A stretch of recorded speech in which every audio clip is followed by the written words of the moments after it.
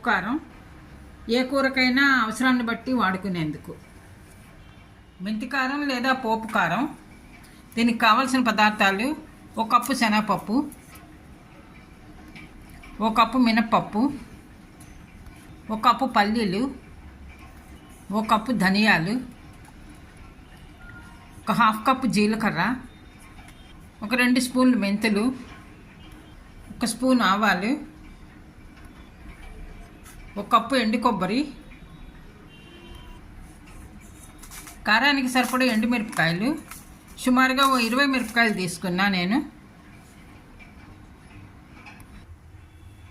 తయారు చేసుకునే విధానం: ముందుగా ఒక ప్యాన్ పెట్టుకుని కొద్దిగా నూనె వేసుకోవాలి. వేయించేందుకు సరిపడా నూనె వేసుకోవాలి, ఎక్కువ నూనె వేసుకోకర్లేదు.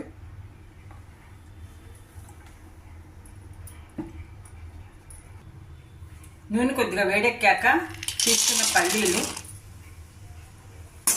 ఎందుకంటే ముందర కొద్దిగా వేగేందుకు టైం పడుతుంది పల్లీలు, అందుకని ముందరగా పల్లీలు వేస్తున్నా. కొద్దిగా వేగాక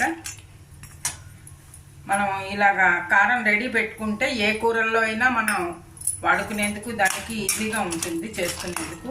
అందుకని మనకి లీజర్గా ఉన్నప్పుడు ఇలా పోపు కారం అది చేసి రెడీ పెట్టుకుంటే బాగుంటుంది.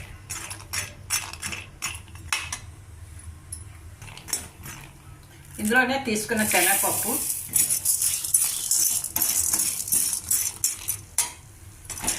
అదేవిధంగా తీసుకున్న మినప్పప్పు,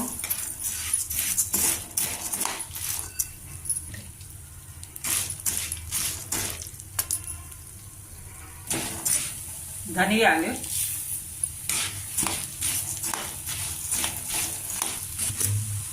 ఒక 2 స్పూన్లు మెంతులు. ఈ మెంతుల ఫ్లేవర్ ఎక్కువ వస్తుంది, అందుకని 2 స్పూన్లు సరిపోతుంది. మరీ ఎక్కువ వేసుకోకర్లేదు, లేకపోతే మరీ చేదుగా ఉంటుంది అన్నమాట మరీ ఎక్కువ వేస్తేను. అందుకని ఒక 2 స్పూన్లు వేసుకుంటే మెంతి ఫ్లేవర్ బాగా వస్తుంది దానికి. అదేవిధంగా జీలకర్ర, తీసుకున్న జీలకర్ర, ఎందుకంటే జీలకర్ర లేటుగా వేస్తున్నా, ఇవి కొద్దిగా వేగాక వేసుకుంటే జీలకర్ర ఆవాలు తొందరగా వేగిపోతాయి కదా, అందుకని కొద్దిగా లేటుగా వేసుకోవాలి. 1 స్పూన్ ఆవాలు,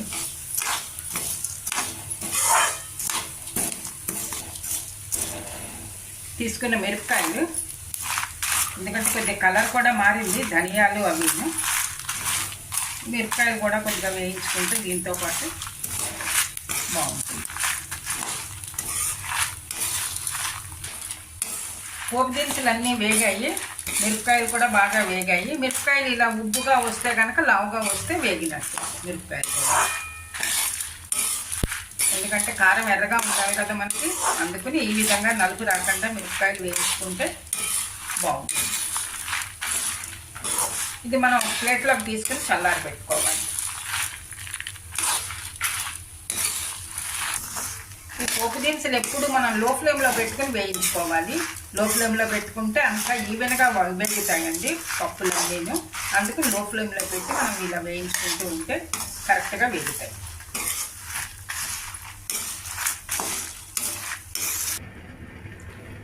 పోపు గింజలన్నీ తీసేసాను కదా, అదే బండిలో మళ్ళీ రెడీ పెట్టుకున్న ఈ ఎండు కొబ్బరి ముక్కలు, ఇది కూడా కొద్దిగా వేయించుకోవాలి. కొద్దిగా లైట్గా వేయించుకోవాలి, మరీ ఎక్కువగా కాకుండా కొద్దిగా కలర్ మారేదాకా వేయించుకోవాలి. ఇది కూడా లో ఫ్లేమ్లో పెట్టే వేయించుకోవాలి. ఎండు కొబ్బరి కూడా వేగింది, ఇది కూడా ప్లేట్లోకి తీసుకుని చల్లారి పెట్టుకోవాలి. ఇలా ఈ విధంగా వేగితే సరిపోతుంది.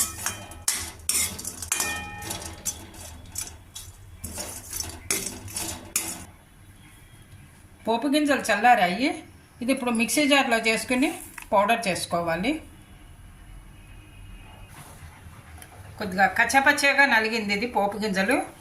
ఇప్పుడు మనం వేయించుకున్న ఈ కొబ్బరి ముక్కలు కూడా కలుపుకోవాలి. ఇప్పుడు ఇది కూడా పట్టి మిక్సీ చేసుకోవాలి, ఎందుకంటే ముందరే వేస్తే కనుక ఇది కొద్దిగా ఆయిల్ రిలీజ్ అవుతుంది కదా కొబ్బరి నుంచి, సరిగ్గా మెత్తగా పౌడర్ అవ్వదు. అందుకని ఇలా వేసుకుంటే బాగా పౌడర్ రెడీ అవుతుంది, మనకి మెంతి కారాలకి రెడీ అవుతుంది.